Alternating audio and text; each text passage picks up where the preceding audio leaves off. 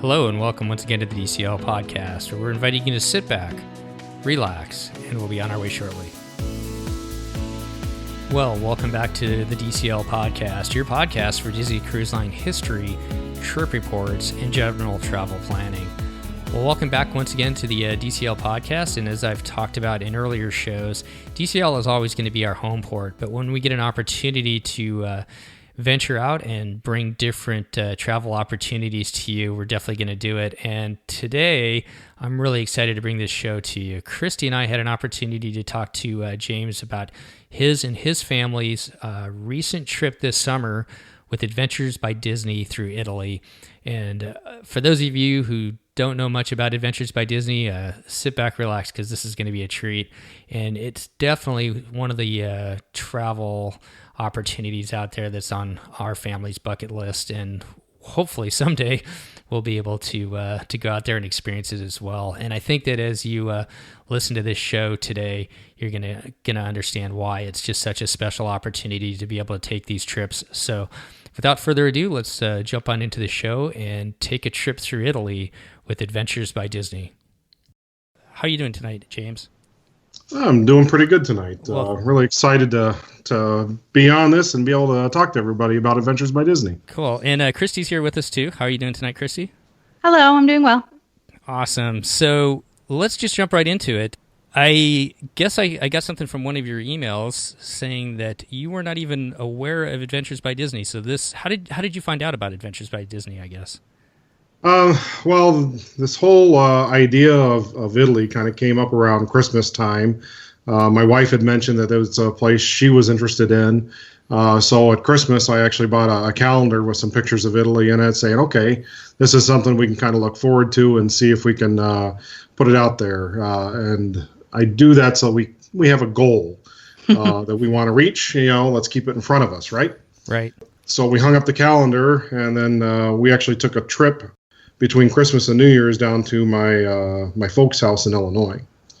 And when we were down there, they had a kind of like a travel guide that was on their table, and we flipped it right open. And of course, there was this Italy trip in October for them, and it's like, oh, this looks interesting. And we kind of checked out the places that they were going, and we started getting excited about maybe we could try and do this. It was through a different travel agent, and the timing didn't work for us. The October timeline is a bit of an issue with school-age kids. We decided to look for alternatives and contacted Christy to see if she could help us out. And she's the one who pointed us to Adventures by Disney. Perfect. And so who all traveled on the trip to Italy with you before we get into the actual trip itself? Well, it was myself and my wife, Katie. And then I have 2 daughters, so we went as a family. And then we also took my mom, who's 70, on the trip as well. Okay, and so we kind of talked about Italy itself as to why you picked Italy. That was something that your wife wanted to do. Was there, as you started looking into Adventures by Disney, was there any other area or any other countries or any other trips through ABD that you considered before actually doing the Italy trip? Or were you just specifically going to do Italy? We were really focused on Italy, and of course, Adventures by Disney has a few different flavors when it comes to the Italy trips. But the guidance we had given Christy was we were looking at wanting to do Rome, wanting to do Venice, and we wanted to get into wine country, which I wasn't sure what that was. In the end, it's Tuscany. So she educated me a little bit as we were going through it, and she pulled up their itinerary and showed it to us, and it really was a good fit, and the timing. We wanted to go in July after the kids were done with school and done with their dance competitions and everything they had to do. And the timing fit real well. So, okay, perfect. So, Christy, just kind of a question for you then, I guess, since you set the trip up for them. How does ABD work in regards to booking? Is it similar to Disney Cruise Line and Walt Disney World, where you really got to be on it, booking it far out in advance? Or, I mean, obviously you can always book it last minute if there's availability, but how would you approach booking an ABD trip, Christy? James, for example, they booked it pretty late, seeing as how they were leaving on their trip in June or July. And as long as there's availability, you can book. I would say it's akin to Disney Cruise Line that you should book for the most part when the trips first come out. And because the pricing does go up as the trip fills. And so that price might even be $100 or $200 or more, but that's per person, and they're already expensive to begin with. So you definitely want to get that price as good as possible. So if you want the most opportunity to get the exact week that you want, then you would for sure want to book it as soon as it opens. Or I would say their website is very easy to maneuver through, and it'll say which weeks are already sold out or on wait list and things of that nature. So, and because we hadn't discussed this yet in the podcast, let me just say quickly what Adventures by Disney is. It is a guided tour through a particular area that is managed and run by Disney. So Mickey Mouse is not showing up. It's not even like Aulani where the characters are on vacation. They're just not present. But that amazing level of customer service and forethought that Disney is known for is present on these trips. So, and I think James will get into that a little bit when he talks, but part of the reason we picked this, I picked this company for this family is because they are a family, and the best chance they're going to have of having other children or excursions that are geared towards families and children would be on Adventures by Disney. There are other tour companies that do allow children, but Adventures by Disney is the best. And everybody agrees to that. Yeah, and I would absolutely have to second that, Christy. I think that the Adventure by Disney trip allowed our kids to meet other kids that they still talk to this day. And we're 8 weeks out from that trip at this point, and they created a little group where they could all text and talk to each other.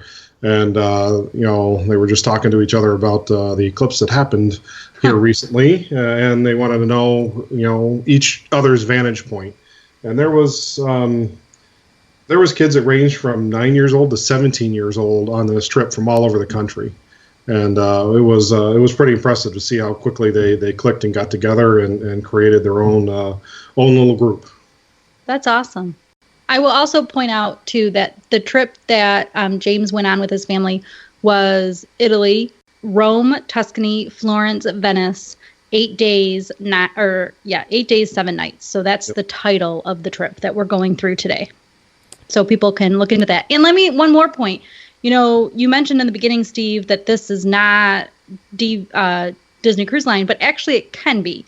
You can cruise the Mediterranean in and out of Rome and in some other areas. You can actually do an add-on, working the weeks out properly, where you do a cruise and do an Adventures by Disney trip. So you can make it a combined trip.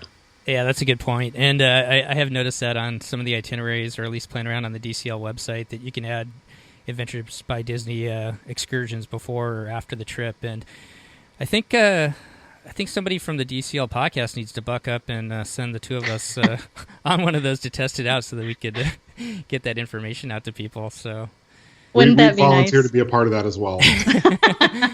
Well, awesome. I just want to jump on. I mean, that's one of the most amazing things, what you're talking about, James, as far as the kids getting together. And I've heard the same thing about adults kind of coming together by the end of the trip as well. And I really can't wait to hear you talk about it. But I mean, we've even experienced it on Disney Cruise Line with our kids. It's a little bit different. It's a lot more people. It's not as intimate as being on an ABD trip. But it is kind of amazing, just that kind of spirit. It doesn't happen on every trip, I know, but that kind of, or at least as far as DCL goes, but that kind of togetherness that can come out of the, similar people traveling, the way they view travel, and that goes down to the kids, and it really is amazing when you see people kind of come together and become friends long term. We've got some friends that we travel to Norway with that we still email and Facebook back and forth quite a bit. So that's kind of the neat parts about travel. Yeah. And my family has been on the Disney Cruise Line. We were on the Magic for one of their four-night excursions down in the Caribbean. And so we've done that, and we've experienced that. And really up until this Adventure by Disney trip to Italy, it was our best vacation that we have had. Now it's kind of tied with this Adventure by Disney trip. So we've had really good experiences with really Disney all around. Yeah, that's the way our family has been, and that's why we keep coming back. So, Well, cool. Let's jump into the actual trip itself. I was looking at this itinerary again before we started this call, and man, this was jam-packed. Yes, it was very busy. Did you need a vacation when you're done with your vacation? It was very busy, but it was also very quick. So, we were there 8 days. We had a lot of stuff that was done, but we didn't feel like we were rushed throughout the whole thing. And I think that's part of that Disney magic. The one thing I do recommend for at least those of us traveling from the States over to Europe, you definitely need to get there the day early so you can get rid of and shake that jet lag. Mm-hmm. Because day one's fairly easy, relatively speaking. That's when you come in, you check into the hotel. In this case, we went and toured the Colosseum right off the bat, which they did an amazing job with. You got to walk in where the gladiators walked in for the stage. So, of course, they're pumping you up, making you feel like you're a gladiator as you're walking in there, as only Disney can do. But you got to walk in there and you got to see the Colosseum in through a private entrance where not the entire public gets to go, and you get to experience it with the small group of people that we had. We had 43 folks from all across the United States and Canada that were a part of that, including those kids I talked about earlier. That's awesome. And one thing I'm going to interject with, you and I talked earlier today, just sort of going over your trip briefly. And originally, when you flew in the day before, well, not originally, what happened is we put you in the city center so that you could actually walk. The hotel that Disney uses is actually closer to the Vatican. Yep. And so we put you in the city center and then did a transfer. But just so people know, what you had said was that especially with people with kids, that day off of maybe just even swimming would have been a better option. And actually, we could have put you right at the same hotel. And if somebody thinks that they're not going to do any bit of touring ahead of time, and they're the type of people that just want to go swimming, that would be a better choice than being in the city center. So yeah, with our kids, at age 11 and age 9, that's what they wanted to do. They wanted to swim, and really that first day, you're just trying to shake that jet lag a little bit. So you need to stay up so you can work on that. And a pool would have been the best way to do that. Unfortunately, the hotel that we had chosen to go to did not have one, and I didn't realize that going into it. However, if we had just gone to the place where Disney was and booked a day there, probably would have been about the same costs. We could have got in with the pool, been able to relax, and the other advantage to that is we would have been able to meet some of these families earlier. Yeah. We were the last ones to the party because of how we booked it and transferred in to that hotel. So we were one of the last ones there, and everybody else kind of knew each other, and they had already been in the pool and gotten to know some of the other kids and whatnot. So there are advantages to going early and sticking with the hotels that Disney provides. I think even with the transfers, though, it would have been like $400 or $500 more to stay in that hotel for that one night. It was really expensive, but it's good to know that there are advantages to that for sure. Yep. Okay, so you also went to the Roman Forum that day? Actually, for us, they kind of move around the itinerary for the first 3 days based off of what's going on at the Vatican. So for us, the Roman Forum actually came on the second day.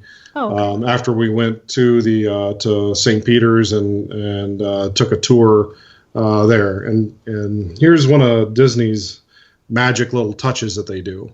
When we went to go tour St. Peter's, they kind of walk you in and they take you through the parking garage where the buses park, and they're like, oh, don't look at the buses, these are just trees you're walking through. So the guides that we had, and I've got to give a shout out to Marco and Landon, they were great guides. They did a great job, not only for the adults but for the kids as well. So Marco and Landon are pretty awesome.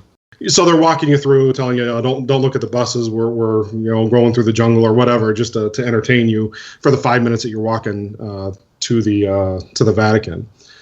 But we kind of come out of there and we walk into St. Peter's Square, and they do a big reveal where you can kind of see it and you get to ooh and ah about, being in St. Peter's Square.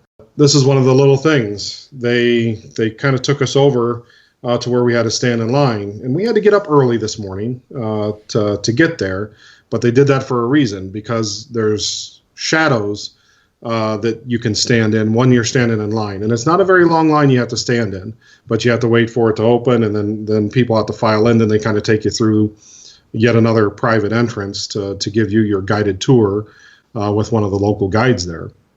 But they think about little things like that, like, okay, we're going to have to stand, we're going to have to wait for maybe 10 minutes. We want to do it in the shadows. And while you're waiting, they're taking pictures for you with St. Peter's Square in the background. So they'll take pictures with your camera. They have their own camera that they take pictures of for you throughout the entire adventure on their camera, and then they give you all of those pictures later on. So you don't even have to take a camera to capture the memories of these beautiful sights with your family. I'm just sitting here with a smile, and like, these stories give me goosebumps. I mean, maybe they shouldn't, but even when you were talking about your kids meeting the other friends, and then even this story and the shadows and them taking all the pictures so that you don't even have to worry about it, it really does. It just makes me, it's like, okay, this is the Disney we know and love. Exactly. It goes back to what you said. It's that customer service.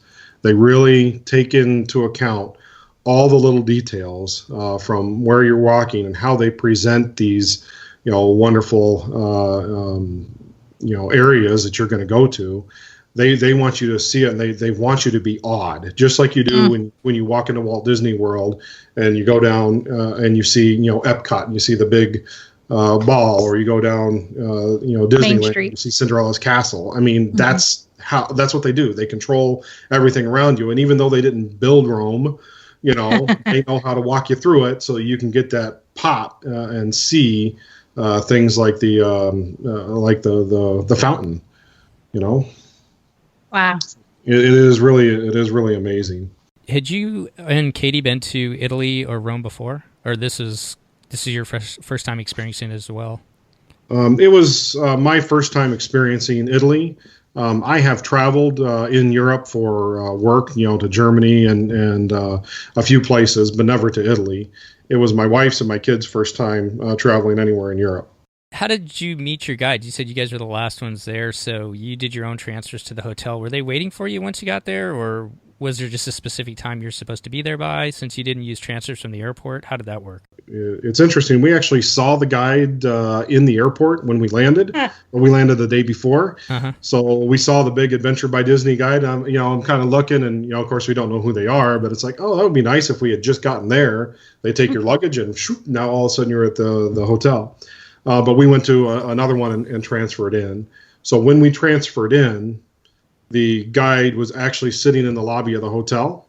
So when we walked in, we go to check in, but we actually, the guide grabbed us first and talked to us and gave us, some gifts and a welcoming snack of some, wonderful Italian chocolates and a little drink so we can kind of wet our whistle. And then we checked in, and really they kind of took over from there. So on to the next day in Rome, or what did you guys do that night, I guess? I'm sorry. Or later. Well, later.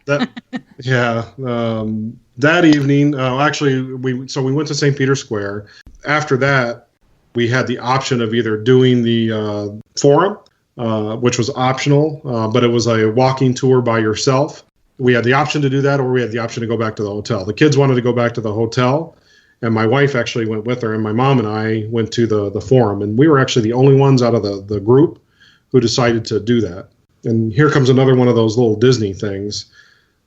So we were the only two. They actually drove the bus for us to the Forum and dropped us off.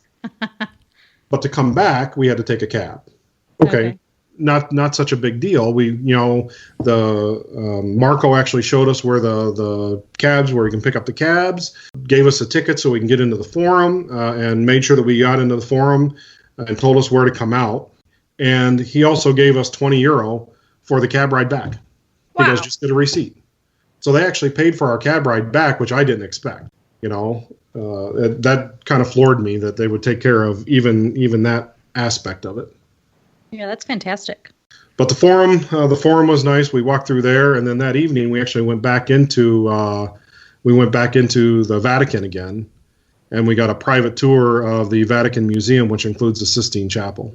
I think that is the biggest draw, if you will. Adventures by Disney is the only company, at least as far as I know, I'm almost certain that it is the only company that can get a private tour, a private after-hours tour of the Vatican. And the after-hours tour is what makes it really well worth it. Normally, there's 25,000 people that are walking through that Vatican Museum. All of them want to get to the Sistine Chapel. You have to be. It's an active chapel, so you have to be reverent when you're in there. So you need to be silent. So there's 20,000 people in there, and everybody's got to be quiet. There's not much talking in that large crowd. However, since we were able to go with just the 43 of us in our small little group, the tour guide was actually able to talk about all the different paintings that are in there and the stories that it tells and why they did paintings like this back in the day. That's how they told stories. So, we have, movies and television and the internet and Netflix and all that stuff these days. They didn't have any of that back then. That's how they told their stories. So that's how they awed people and really got them to believe the stories that were in the Bible and everything. And it really was phenomenal. And my oldest daughter, who's 11, it was her favorite part of the entire trip. She still talks about it today. That's awesome. So then you go back, and is it basically, okay, you're back at the hotel, go to bed? It's never just you're back at the hotel, go to bed. Disney's always got something, so we walk back from the Vatican City again into the hotel, which really isn't that far. And they had a nice little drink reception for us when we got back. So, just something small, some crackers and wine, but just something to let you wind down.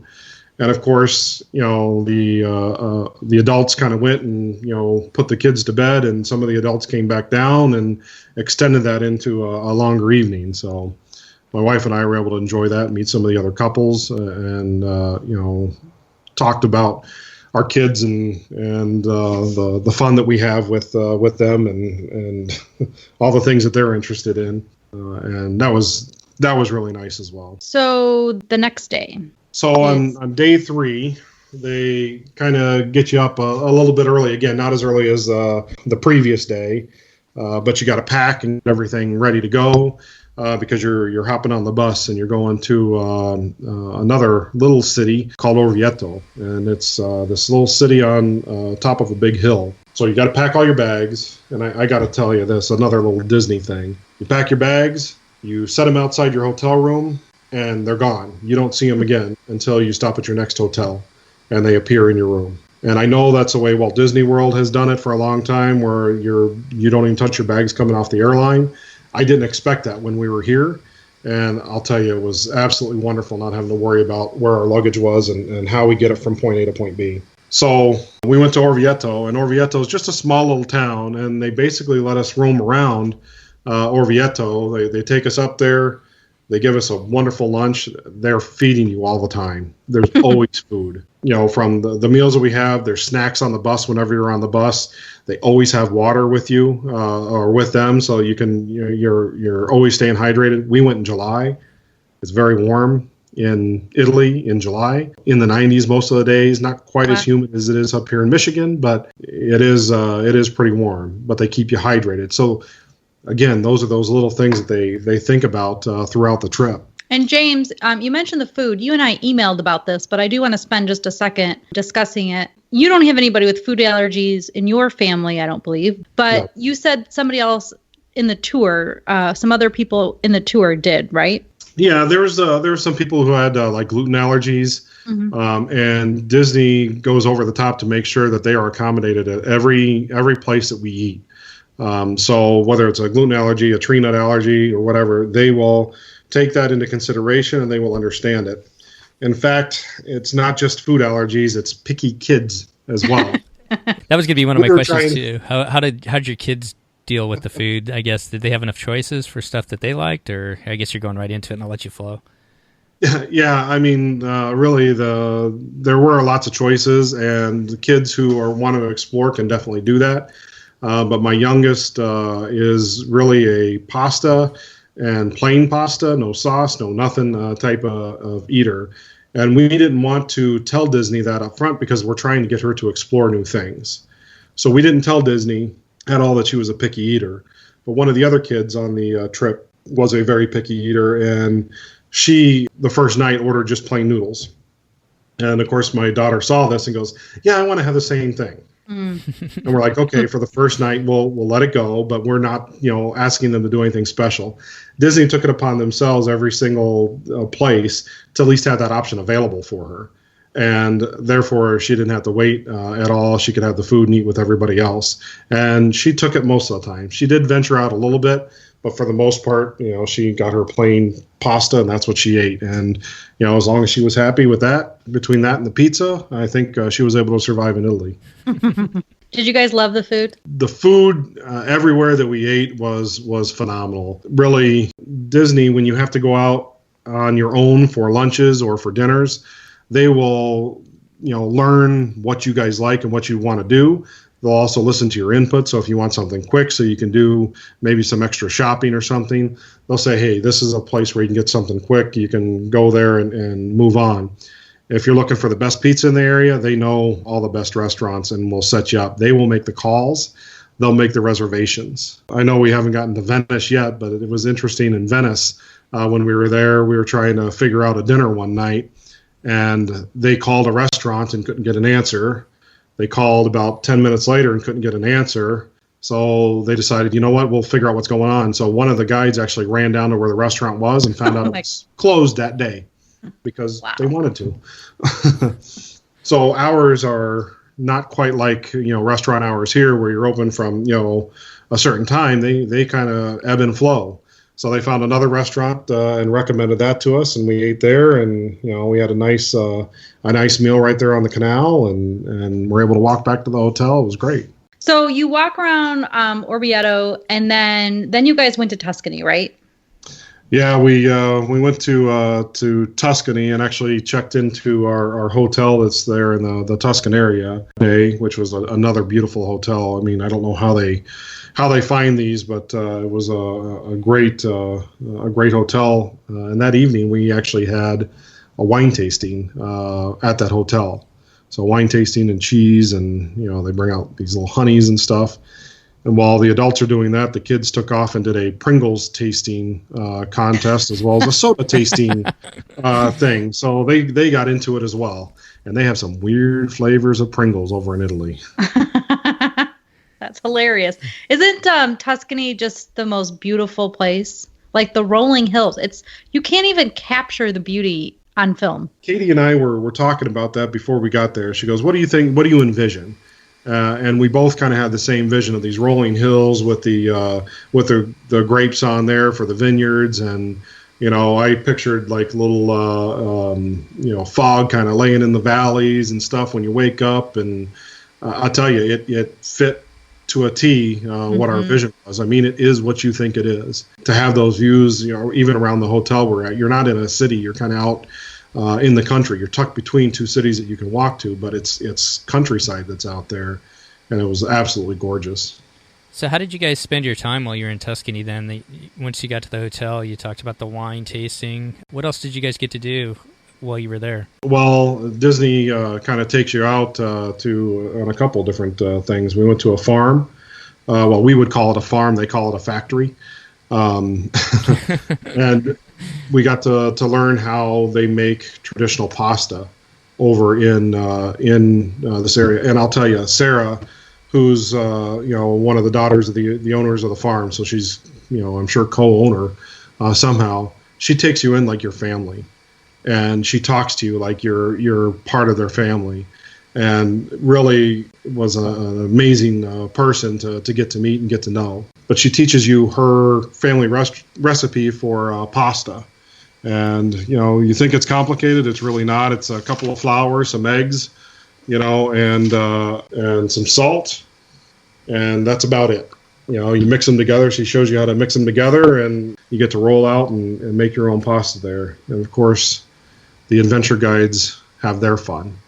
In our case, they were trying to swat mosquitoes off of some of the kids that were there, and it just turned into a big flower mess. I'm sure the kids love that. Oh, yeah. They still try and do it every once in a while now, and we have to tell them, no, that's only for Marco and Landon. So now have you guys tried to make your own pasta at home? Does it turn out the same as what it did in Italy? The kids definitely want to do it. We haven't had an opportunity since we've been back, but it's on our list of things to get done here before we head back to school in the next couple weeks. So we're going to try it and see. I don't know. Sometimes those things when they say, it's really simple. You just put a couple of cups of flour, some salt, some water, and there you go. Mine never quite turn out the same. No. Yeah. Well, it really didn't there either. But it was a lot of fun to do, a lot of fun to try, and the only way you're gonna improve it is to practice. So that's what they encourage us to do.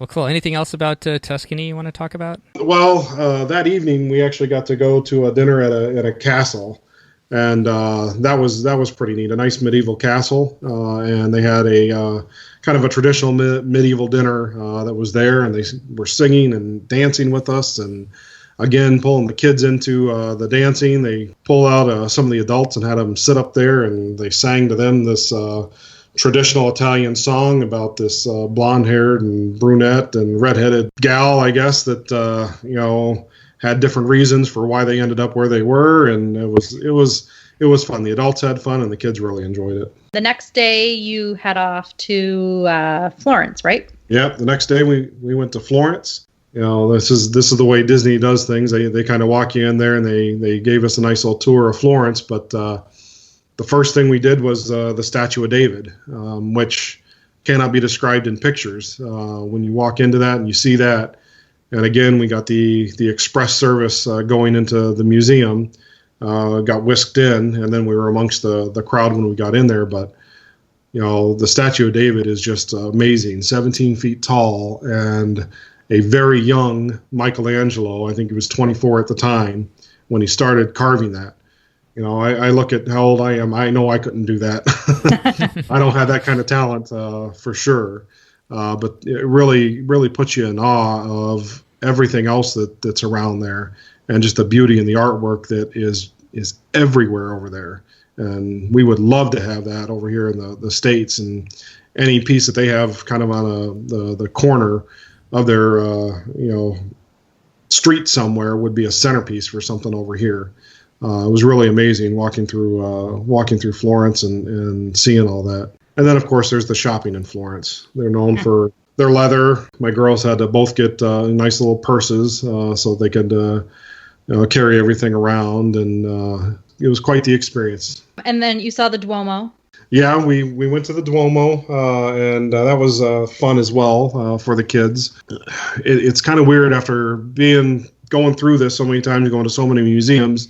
You almost get numb to the fact that you're seeing some of this beautiful artwork in there. And about the time we got to the Duomo, we were kind of hitting that stride.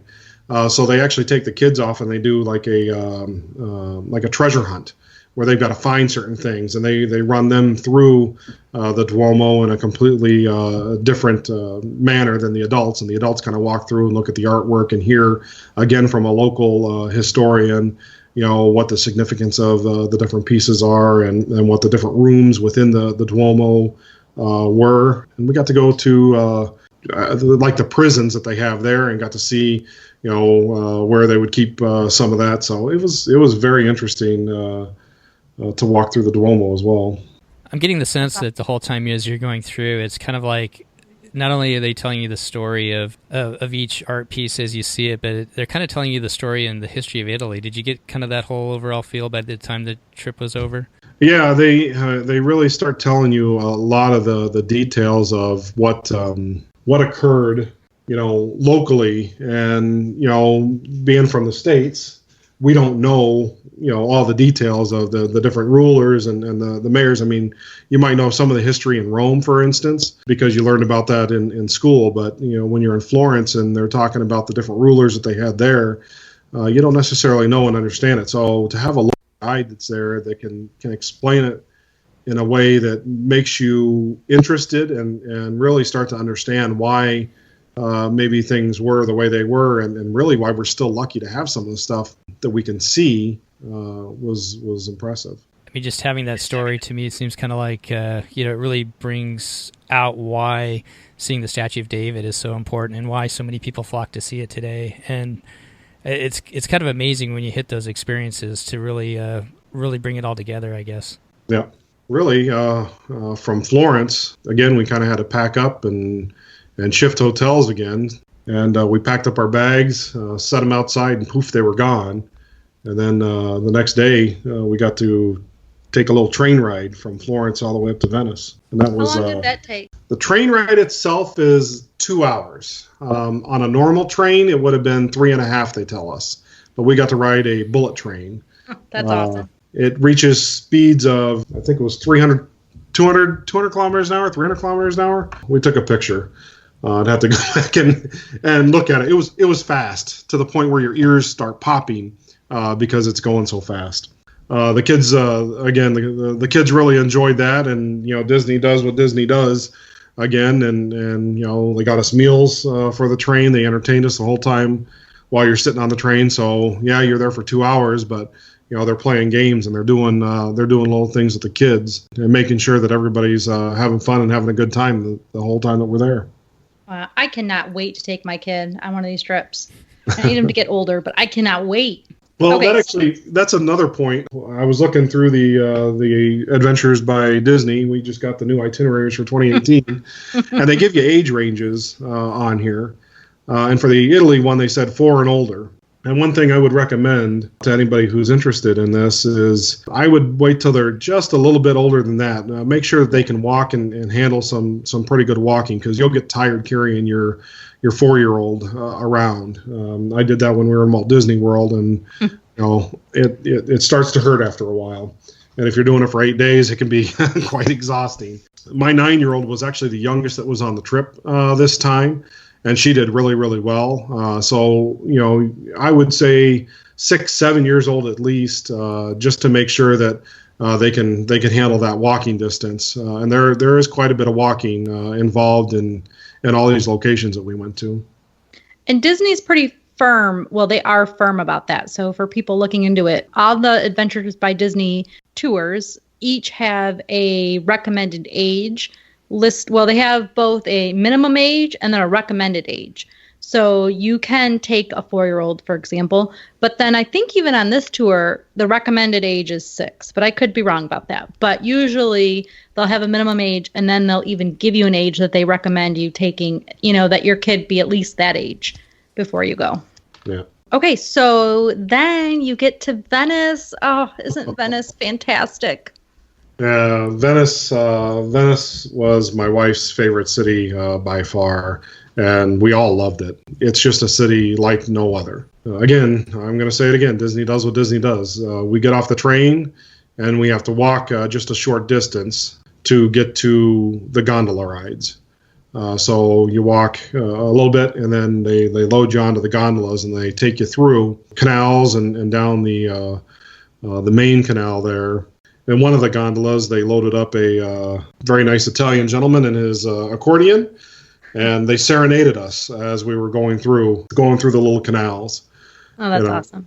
And, to hear this guy singing Italian with all of us kind of sitting around, it's nice. And you're relaxing on the gondola, just trying to take in as much of the view as you can. So what'd you do?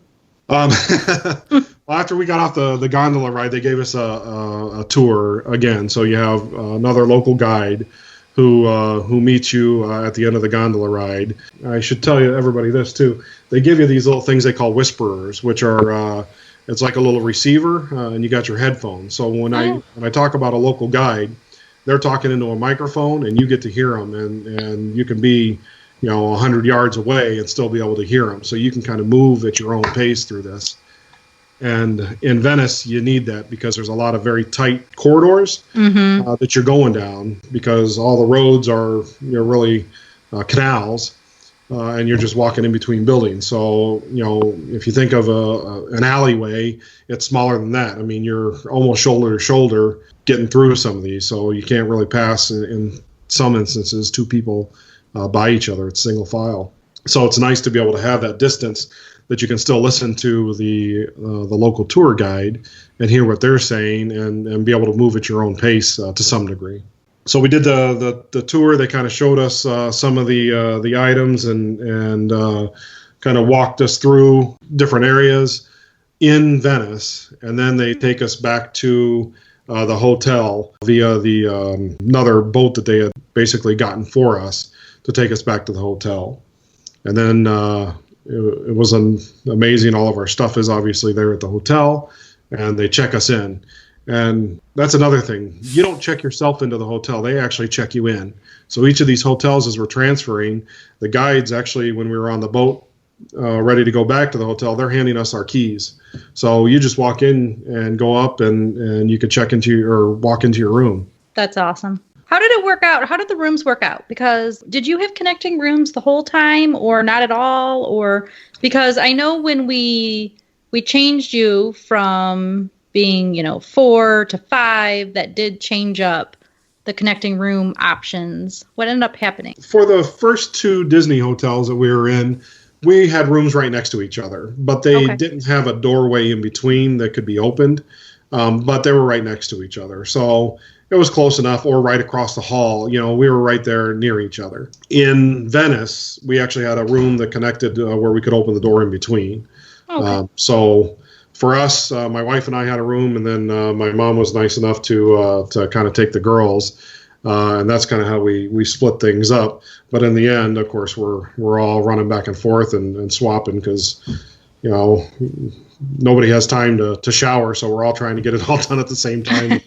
We're running back and forth between rooms to get everything done. So I'm looking at the itinerary here for you, and that night it says dinner, and I think you kind of talked about it, where the guides went out to check on the restaurant for you. You had dinner by yourself in Venice. What did you guys end up doing for that? Did you go back into Venice? Well, the hotel is on one of the islands out, kind of the outside of the main island of Venice. Uh-huh. And up and down the stretch, there's like 3 or 4 islands that are right there with bridges that you can cross. And there's many restaurants that are up and down there with different types of food. So, we just told them what we were looking for, the type of food we wanted, and they made the recommendation. I told you the first one didn't quite work out. They got the second one, and that one did. So that was where Landon was running down, trying to find out why the restaurant wasn't open, and then came back and let us know. And the other nice thing, he could text us. So I had my cell phone there, and he could text us updates. So I don't have to track him down all the time. He would just shoot a text update saying, "Hey, that restaurant's not going to work. We're looking on another one for you." And then I could, track them down a little bit later. So we're up, on the rooftop where the pool was with the kids, and he's sending me little updates, and I don't have to worry about, how we're gonna, find a restaurant where we could sit down and eat tonight. So use of the technology was nice. There were several lunches on your own or dinners on your own, and you guys. So did you ever have to figure out on your own where you were going to go, or did they always make a suggestion for you? They always had recommendations, and to the point where, maybe the closest pizza shop was right here, and they would say, you know what, we don't recommend this pizza shop. We actually recommend that you go another block down and go to this one. It's more family friendly, and we always took their recommendations. They've been there for a long time. They've been doing this for a while. Right. They were quite experienced in the area, and so we took their recommendation every time, and we weren't disappointed. Did you get an opportunity to walk around at night through Venice at all, by any chance, after your dinner? There was opportunity for sure, but for the most part, we kind of stuck by the hotel, where you could still go out and you can see Venice. If you wanted to, you could go out, but we were so tired from all the other walking that we did that it was just nice to be able to relax. But you can go up, the hotel that we stayed at, you can go to the top and you could see all of Venice, and you could see the lights at night, and it was gorgeous. Wow. Was there a cruise ship in port? The first day we got there, no. But the second day, there was about 4 or 5 of them. Yeah. Wow. And when the cruise ship's empty, the island is full. Yes. One thing, you know, I know you pay a little bit more for Disney, and you kind of mentioned that a little bit earlier, Christy, but we saw so many people walking around Venice, lugging their luggage around. You know, so they're rolling it up and down all these bridges over the canals, trying to find out where their hotel is. And you know, almost feel bad for some of these people because you could tell they've been at it for a little while, and not having to worry about how your luggage was going to get to your room was phenomenal. I mean, it's well worth it. And that's part of really what you pay for, that convenience with Disney, so they can take care of all that stuff for you. That's awesome. So, yep, go on. Oh, I was just going to say that the 7th day we were in Venice as well, and they take you on a little bit more of a guided tour through some of the churches and whatnot. But they take you to an area in the center of the island where you get to make these Venetian masks. And they're paper mache masks that you get to paint, and you hand paint them yourselves. And then they do a little bit of Disney magic for the gals who have masks, and they decorate them and really make them absolutely beautiful. The guys, we kind of get stuck with whatever we do, but that's just the way it works. But they take these masks and, you know, they make sure they're all dry, and that evening we actually get to go on a boat ride around Venice on what they call the Jolly Roger. And we have a little party, a little carnival party on the boat. And that was a lot of fun. So you put on the masks and they take pictures of everybody, and you get to see everybody in these full Venetian masks, and, you know, everybody's, you know, having a nice dinner and really, you know, dancing and everything else. It was really a fun time, and you get to go all the way around the island of Venice and see all the other smaller islands off to the side, which is a sight that I think if we had traveled on our own, we would never have seen. So did you go down like the main canal too, the big one where they have St. Mark's Square or whatever's on the side? Yep. Isn't that phenomenal? Oh yeah, St. Marco Square is it's impressive. It's, you know, not quite like St. Peter's in my opinion, sure, but it is very impressive. And again, you know, they kind of walk you into it. And that first day we took the guided tour, that's where you ended. When we got to Venice, you kind of ended there. The second day, after you make the Venetian masks, they kind of let you go on your own through Venice. And they tell you how to get back there because you need to be back there to get to the boat to the hotel. So that's a nice thing, is the first day they kind of walk you through it and help you. The second day, they kind of want you to explore on your own, and they kind of go, nope, you guys are good. You'll figure it out. And everybody did. So. And then that's like the end of your trip. Yeah, that's the end of the trip. But before we left, Disney did another one of their little magical things. They had all those pictures that they took of us at the Colosseum, at the Statue of David, at the Sistine Chapel, in Florence when we're you know, shopping at the Prada stores and everything else that's there. They took all these pictures and they put them into a little slideshow, and they actually showed it to us on the Jolly Roger. They set it up and showed it to us at the end, so you get to see all the different families and what they did. And then they came around and they airdropped it. And for those who don't know what airdrop is, it's basically a function on your iPhone that allows you to transfer photos or movies, in this case, directly to your iPhone. So we walked out of there with a pre-made slideshow about our adventure and everything that we did and the different families that were there. And that was pretty amazing to have something like that already prepared. So when you come back, you can show your family members and friends what you guys did and who you were with. That's awesome. Was there enough time during this tour for the week to get gelato, like a sufficient amount of gelato? I'm not sure what gelato is. No, they make sure that you get your fill of gelato. I think every day, and my youngest would attest to this. She made sure that we got at least one, if not two locations where we got gelato. Good. I think that's necessary for all tours of Italy. That's important. Yeah. So yeah, we definitely got our fill of gelato, and then At every meal, there was always pixie dust, or translated into English, it's Parmesan cheese.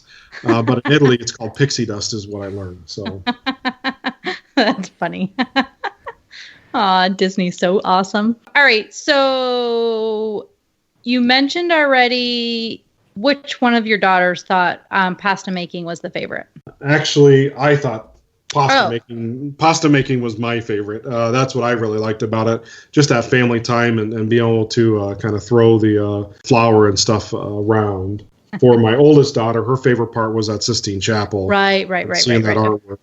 My youngest daughter, the Venetian mask making. She liked the painting, the decorating of the masks. In fact, not only did we have her mask that she made, I think she bought 3 others while we were there, just because she liked it so much. So she can play with her friends back here with some of the masks. Maybe not quite as fancy as hers, but still pretty good nonetheless. And then Katie really just liked the city of Venice, and just being able to walk along there and see all the different architectures that they have there. How they built that city was amazing. It's actually built on tree trunks, believe it or not. That's how they get their foundation. They pounded tree trunks into the clay, and then that petrified and actually turned to like a stone, and that's how they get their solid footing down there. So little things like that are amazing. And then my mom really liked Florence and being in Florence and walking around there and the shopping that they had there. So we all had our little favorites. A couple questions I had, I guess, as we kind of finish up with your guys' trip is, you talked about some of the things like the luggage being transferred from hotel to hotel, and then the friendships the kids made as they kind of spent the week together and are continuing on today. What else kind of stood out to you that you didn't expect prior to this trip? Is there anything else that you can think of that kind of stood out that surprised you, I guess, throughout the week as you spent the time together? Yeah, well, the biggest surprise for me really was that Disney did something like this. Christy kind of touched on it at the beginning. You know, there's no Mickey Mouse that's running around, but it's that Disney customer service that stands out. And it's all the little things that Disney does. An example of that is at the Trevi Fountain when we're in Rome. You know, they're walking us up to that, and they come out and they give everybody a coin to throw in. You know, if you weren't prepared for that, you wouldn't have a coin to put in the Trevi Fountain, which is part of the experience of going to Rome. So, you know, I had some coins, and I had already kind of handed some to my kids before Disney had presented it right before we got to the fountain. So little things like that. The postcard when we were in Vatican City, everybody wants to send a postcard from Vatican City, so you can get the postmark of the country of the Vatican City. They took care of that. You filled it out at the hotel. They took them all and they dropped them into the mailbox so you can get it. It took about 4 weeks to get, but it came. But it's all those little things that, you know, you would be almost scrambling for last minute, they take care of. And that's what really amazes me with Disney and how they handle trips like this. And many of my friends that I've talked to about this trip and what we did and where we went, they go, I didn't realize that Disney did that. So I've turned a lot of people on to Adventures by Disney by doing that. In fact, Christy hopefully just got a recommendation here in the last week or so of one of our friends who's looking for something to do with her family. So, speaking of that, what advice would you give others that are thinking about Adventures by Disney then? Or what would you pass on to someone that's been kind of mulling it over to maybe take that step and go? From our side, you have to make time for your family, and when you have an opportunity like to travel and make those memories, I would say do it, no matter who you can do it with. Adventures by Disney, though, will make sure that it's memorable. You will have, the pictures that I mentioned, those friendships that developed between the kids. Kids are kids, even if they don't speak the language, they'll find a way to communicate with each other. And we'll build a friendship with that. Adventures by Disney really gave my girls a lesson in culture, to be able to go to another country and experience the way that Disney presents it to the kids, and they can really get an understanding of a culture that they're just not used to. That is really amazing. Just the way that all gets pulled together. You can just hear in your voice how memorable this vacation was for you. That is so awesome to hear. Yeah, it's something that will stick with us for years, and we're already looking into our next adventure. So we're trying to figure out where and when we can go, and try and put a budget out for it. So this Christmas, I'll probably be getting a new calendar, and we'll figure out how we save for the next location. Well, anything else you want to pass on, James, from your experience in Italy and with Adventures by Disney? Well, I guess something that I can leave everybody with here: the tour guides, Marco and Landon, in this case for us. They said something at the beginning of our tour that they would be our adventure guides for life. I'm like, okay, that's nice. You're just saying that. I'm telling you, I've already had conversations with Landon outside of the adventure just about different things. These are guys who actually work at the parks. They live in Orlando, and they do this as one of their jobs. And they absolutely love working for Disney and doing what Disney does. We had, conversations with them kind of one-on-one about, how did they get into it and why did they get into it? And they answered every single question, and you could tell that they were being honest and that they truly like doing what they're doing. So I look forward to having, more conversations with them.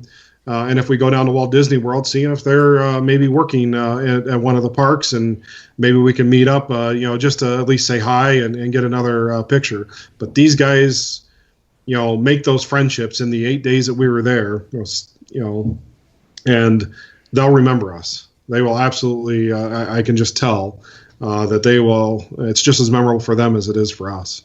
Well, as you said, Christy, you can really hear it in your voice, what this kind of trip meant to you and your family. And I really want to thank you for coming on tonight and sharing it with not only us, but reliving the memories for yourself and with our listeners. Is there anything else, Christy, that you had that you could think of? That's all I have. Thank you, James.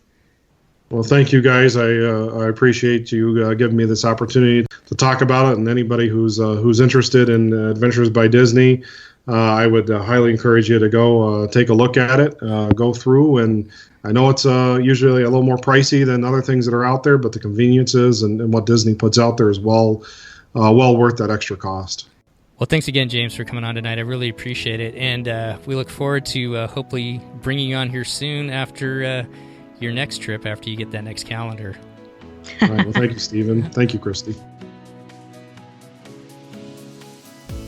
Well, that is going to do it for this episode of the DCL podcast. And as I went back and was editing this show this week, I think I just had a smile on my face as I was listening to James talk about his family's trip through Italy and thinking about the just kind of magical experiences that you and your family can have on these type of trips, and kind of the friends and the memories that you make for a lifetime, really.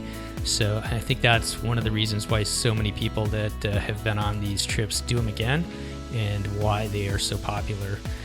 I did want to kind of wrap it up a little bit and say that there is opportunities to kind of tie in Adventures by Disney with cruising, and you can always go to adventuresbydisney.com and look at all the different destinations that they service and they go to.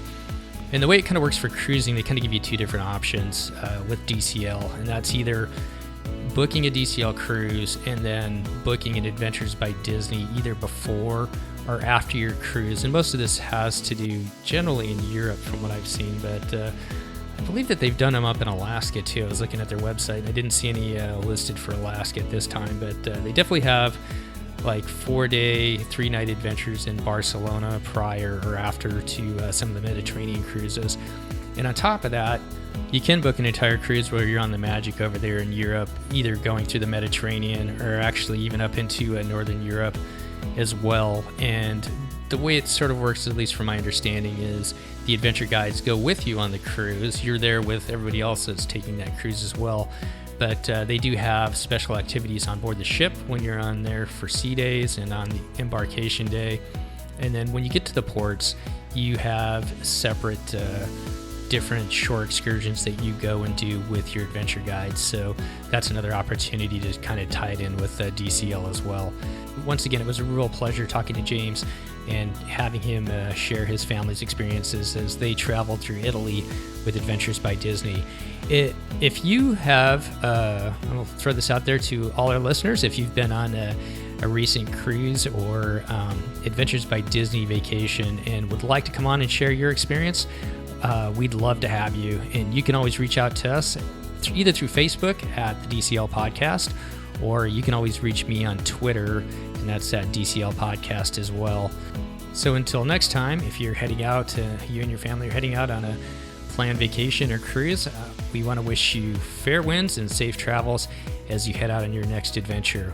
Once again, thanks for coming and listening, and we'll see you next time on the DCL Podcast.